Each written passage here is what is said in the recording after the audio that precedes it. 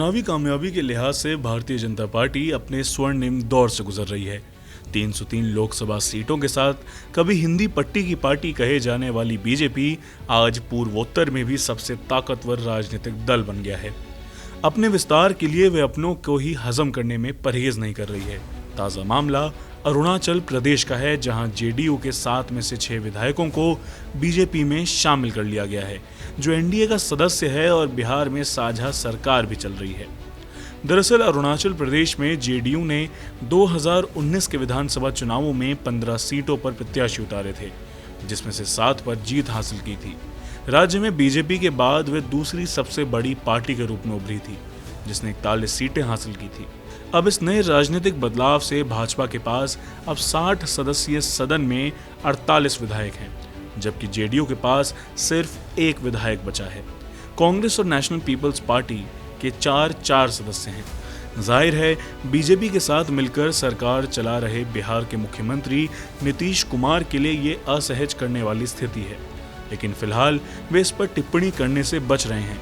सवाल पूछने पर उन्होंने अरुणाचल में पार्टी विधायक दल में टूट को तरजीह नहीं दी।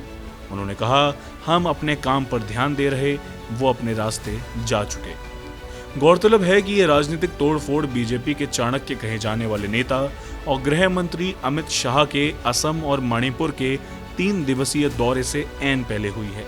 यानी ये बीजेपी की उत्तर पूर्व में आक्रामक रणनीति का संकेत है।